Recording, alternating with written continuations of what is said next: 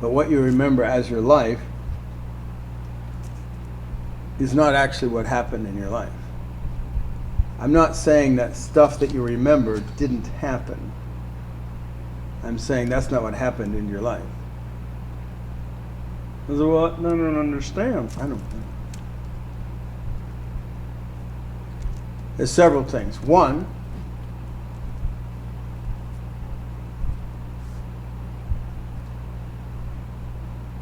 everything in your life you remember is biased by you. It has a bias. It has a very strong bias. It's a multiple bias. One, the reason you remember it already provides a bias. There's lots and lots of stuff in your life that happened, more than you remember, happened that you don't remember. Which is to say, I'm not saying you couldn't remember it, you just don't remember it. Why? Because it doesn't serve anything. You know, to remember eating a taco on Wednesday and then whatever, taking a shit that evening and farting and what, you know, there's no reason to remember. There's no this conversation with that person was, you know, whatever. Buying a head of lettuce, you know, things like, but all those things happen. I don't necessarily for you, but say millions and millions, billions and trillions of things happen. They're not going to be part of your story, and they're not part of the story that you tell. See? And you have two stories. It has the story you tell and the story you kind of live with privately. The story you tell is sort of your main showpiece about your life, so people understand who you are. Right? See, now, the story you tell it for a reason. You remember it for a reason. You follow that? See, there's a reason you remember everything that you have in your story.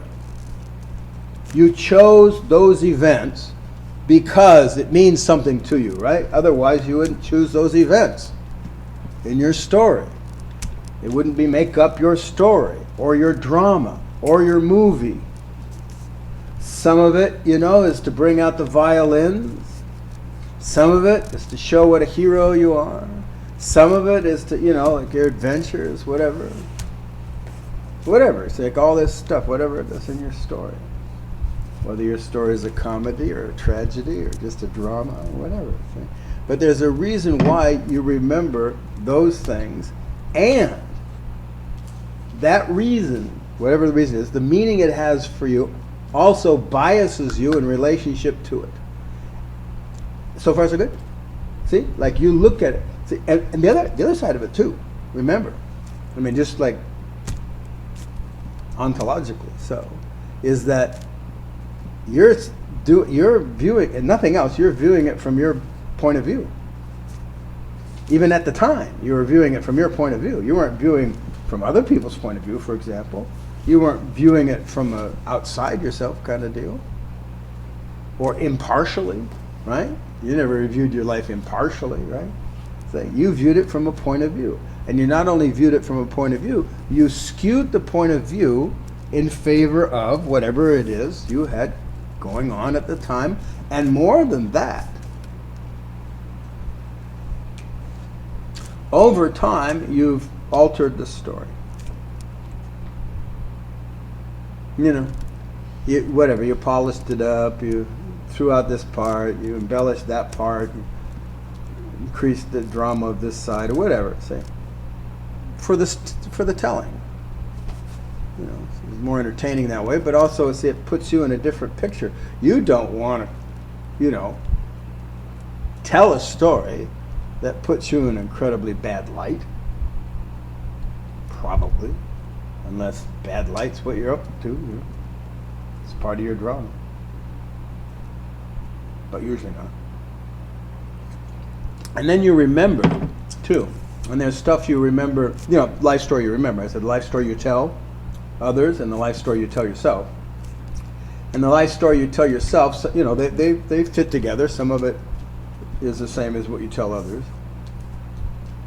But then there's stuff you tell yourself, you don't tell others.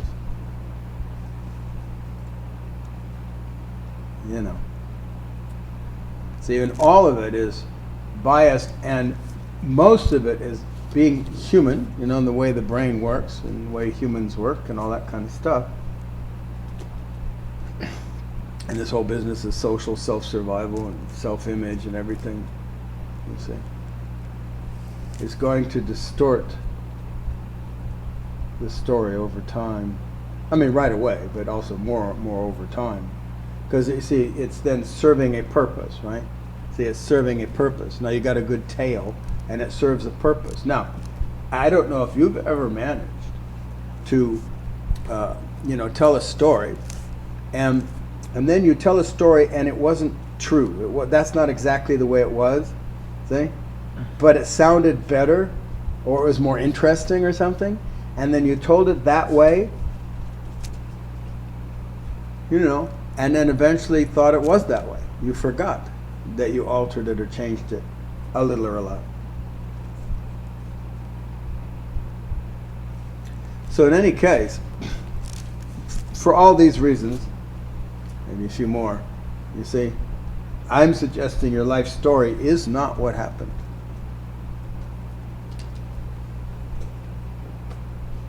I'm not saying stuff didn't happen. I'm saying your life story is not what happened. And your life story is biased, restricted, limited, and chosen to serve a purpose. Okay. And the purpose is not to represent your life. It's not to represent what was true about your life. That's not the purpose. Hi, I'm Brendan Lee, and I've been studying with Peter Ralston for 20 years. I really want you to know that no matter how many videos you watch or books you read, it pales in comparison to the power of the live workshops that we host here at the center or on Zoom. If you want to get serious and do work that makes a real difference, please check the links in the description to learn more. Thank you.